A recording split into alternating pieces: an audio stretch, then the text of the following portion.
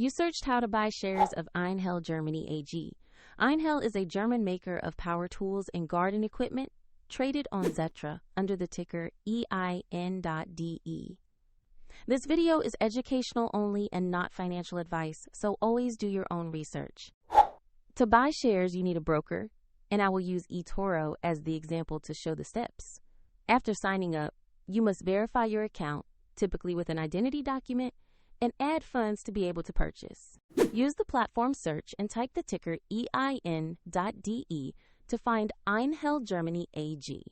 Select the matching Xetra listing to ensure you are looking at the correct stock.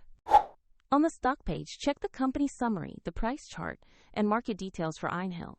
Confirm the listing shows Xetra and the EIN.DE ticker before you proceed. To place an order, click Invest.